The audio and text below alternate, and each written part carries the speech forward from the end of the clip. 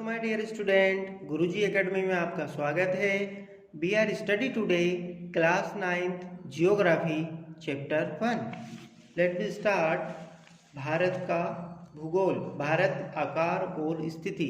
आज हम इस चैप्टर में पढ़ेंगे भारत का आकार और भारत की स्थिति। भारत का विश्व में कैसा आकार है और ग्लोब पर उसकी क्या स्थिति है, यह हम जानेंगे इस चैप्टर के माध्यम से। देखो, आपको प्यारे बच्चों, आपको एक ग्लोब दिखाई दे रहा है, दुनिया का ग्लोब दिखाई दे रहा है। इसे हम कह सकते हैं एक छोटी पृथ्वी हमें दिखाई दे रही है, जिस पर जो कलर में आपको दिखाई दे रहा है वह महाद्वीप है, और जो ब्लू कलर का आपको दिखाई दे रहा है वह महासागर है।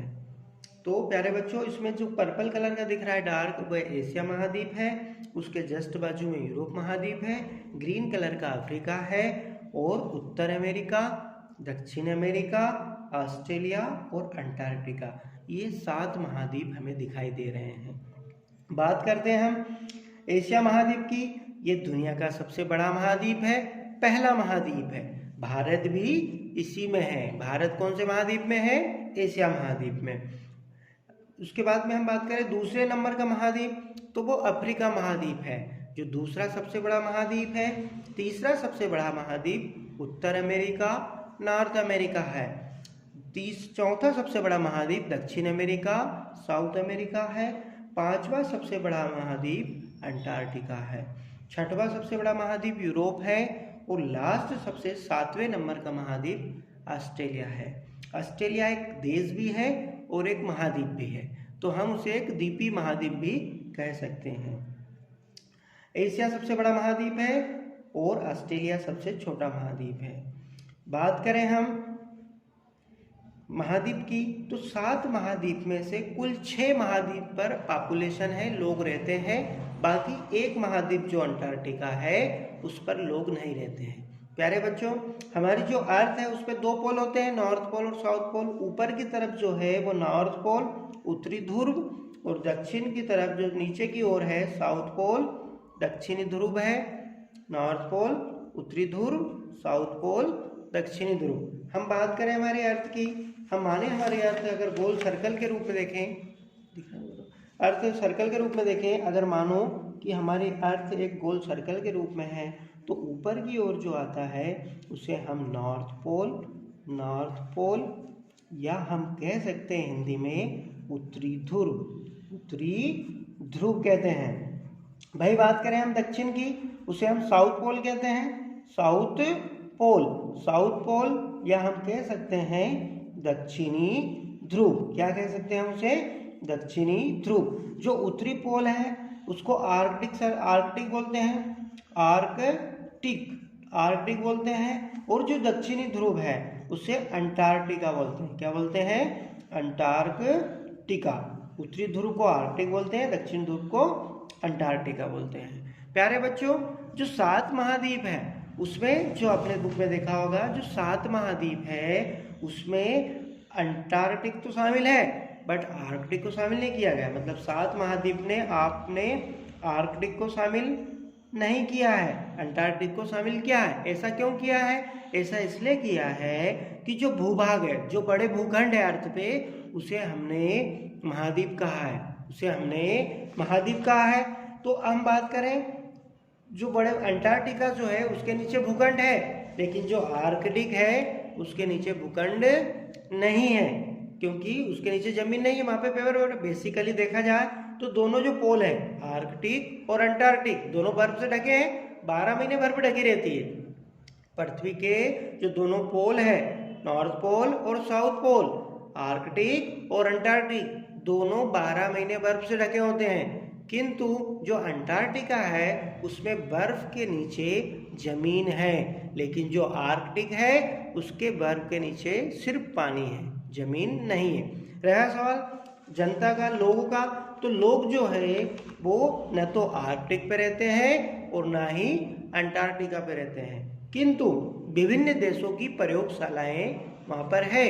कुछ प्रयोगशालाएं अंटार्कटिका पे भी है और कुछ आर्कटिक पे भी है। तो वहाँ पे हमारे जो प्रयोगशाला में वैज्ञानिक रहते हैं, लोग नहीं रहते, चलो आम लोग नहीं रहते। ठीक है, सबसे बड़ा महाद्वीप एशिया है, सबसे छोटा महाद्वीप ऑस्ट्रेलिया है। हम बात करें, अब हम अपने चैप्टर को स्टार्ट करते हैं। जैसा कि नाम से पता है, भारत के आकार और स्थिति पढ़ते हैं। भारत विश्व की प्राचीनतम संस्कृतियों में से एक है। भारत जो है वो विश्व की प्राचीनतम संस्कृतियों में से एक है। भारत विश्व की प्राचीनतम संस्कृतियों में से एक है। भारत जो है देखो, विश्व की माया संस्कृति है, मिस्र में मेसोपोटामिया संस्कृति है, तो ऐसी जो आपके इधर ईरान इराक साइड बेबीलोनिया संस्कृति है, तो इस पूरे विश्व में अलग अलग संस्कृतियों ने जन्म लिया और आगे बढ़ी, विकसित हुई। तो वैसे ही भारत में जैसे हड़प्पा संस्कृति विकसित हुई थी, सिंधु घाटी सभ्यता, इसी प्रकार से विभिन्न संस्कृतियों में एक पुरानी प्राचीन संस्कृति भारत की भी है। पिछले 5 दशकों में भारत ने सामाजिक आर्थिक रूप से बहुमुखी उन्नति की है। 5 दशक, दशक का मतलब होता है 10 साल, 10 साल को हम बोलते हैं दशक, 10 साल को दशक बोलते हैं, तो 5 दशक मतलब 50 साल। तो ये बात सही है कि पिछले 50 सालों में भारत में काफ़ी बदलाव आया है, लोगों ने बहुमुखी उन्नति की है। बहुमुखी उन्नति का मतलब होता है सभी क्षेत्रों में अपने देश में विकास हुआ है। कृषि, उद्योग, तकनीकी और सर्वांगीण आर्थिक विकास में अद्भुत प्रगति हुई है। कृषि क्षेत्र में अगर आज से 50 साल पहले जाए तो लोग जो है बैलगाड़ी और बैल का उपयोग करते थे खेती करने में, हल और बैल वाले यंत्रों का यूज करते थे।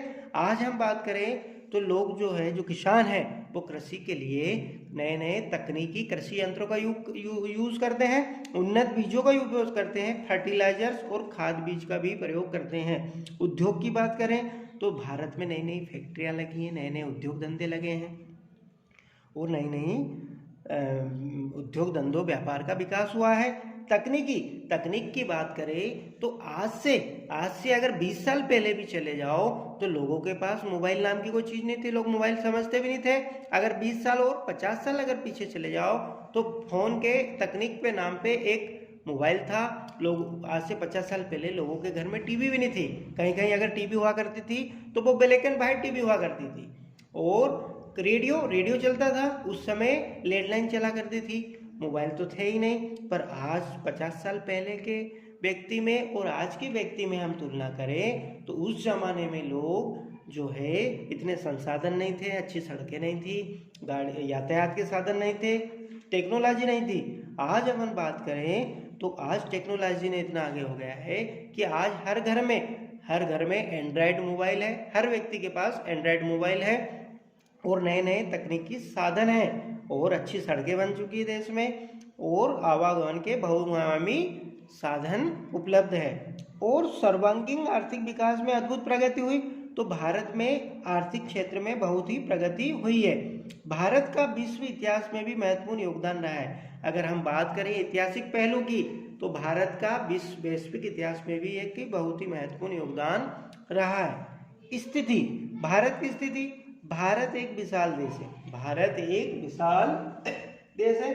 प्यारे बच्चों, भारत की आबादी की बात करें तो भारत विश्व में दूसरा सबसे बड़ा देश है चीन के बाद। पहला देश चीन है और दूसरा देश भारत है जिसकी सबसे बड़ी ज़्यादा आबादी है। जहाँ चीन की आबादी 140-50 करोड़ के समथिंग है, भाई भारत की आबादी 140 करोड़ के समथिंग है। हम अगर विश्व मैप में देखें, अगर विश्व के संसार के नक्शे में हम भारत को देखें तो भारत इस प्रकार नजर आता है। ये देखो, चीन के नीचे भारत नजर आता है, चीन के नीचे भारत हमें नजर आता है ना। हम अगर भारत की बात करें,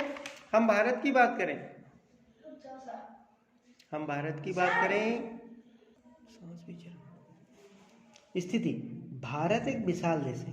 प्यारे बच्चों, भारत एक विशाल देश है, चीन के बाद दूसरा सबसे बड़ा देश है जिसकी आबादी 140 करोड़ के समथिंग है। भारत विश्व में दूसरा सबसे आबादी वाला देश है। अगर क्षेत्रफल की बात करें तो भारत विश्व में 7वां सबसे बड़ा देश है, 7वें नंबर का देश है जो क्षेत्रफल में है।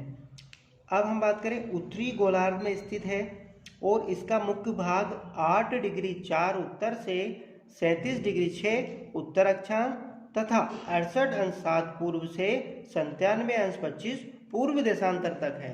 देखो, मैं बात करूँ अक्षांश की तो देखो प्यारे बच्चों, हमारी जो अर्थ है उस पर खड़ी लाइनें खींची गई, आड़ी लाइनें खींची गई हैं, उसे अक्षांश कहा गया।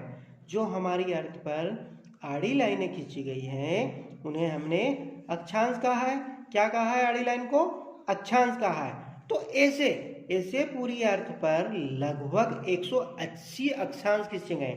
सबसे बीचम बीच में एक 0 डिग्री अक्षांश खींचा गया है जिसका नाम रखा है हमने विषुवत।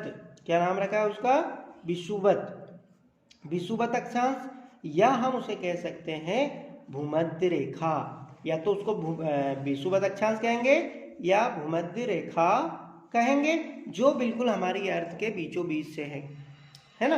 तो इस भूमध्य रेखा से नॉर्थ पोल की तरफ, भूमध्य रेखा से नॉर्थ पोल की तरफ, उत्तरी ध्रुव की तरफ कुल 90 अक्षांश खींचे गए हैं। कितने अक्षांश खींचे गए हैं? 90।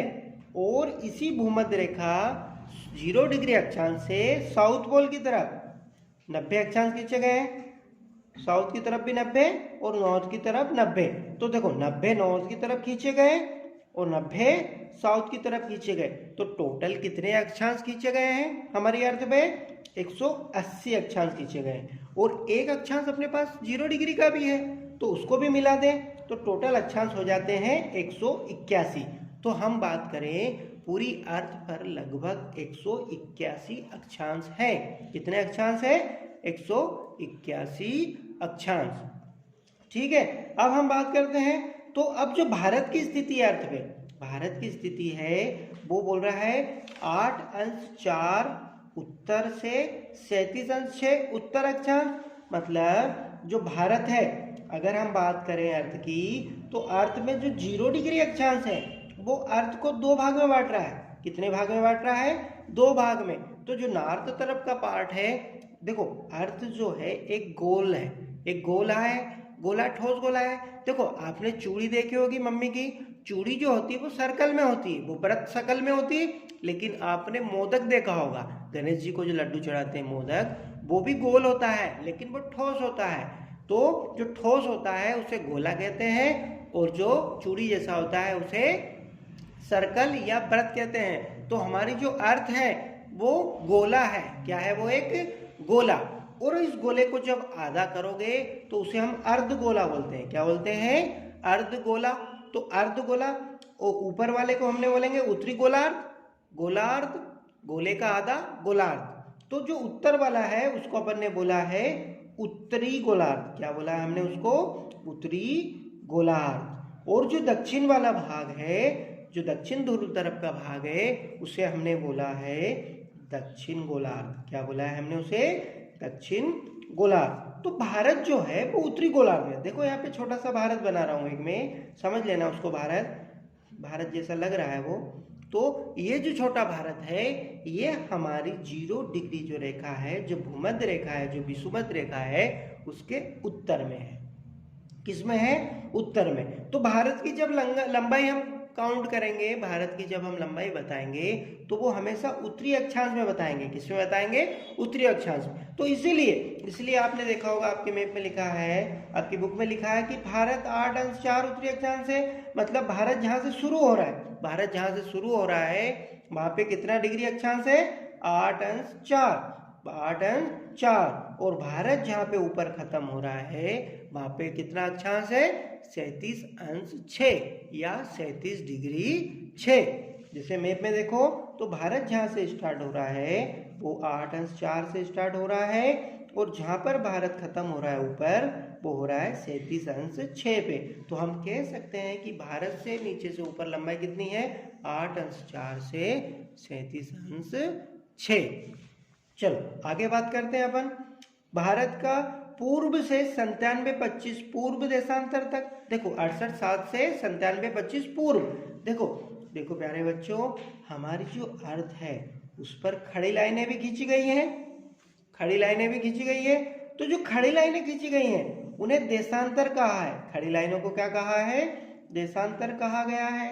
तो ऐसे ही पृथ्वी पर जो एक 0 डिग्री देशांतर है, जो 0 डिग्री देशांतर खींचा गया है उसे GMT कहते हैं। क्या कहते हैं उसे? GMT। GMT का फुल फॉर्म होता है ग्रीनविच मीन टाइम। क्या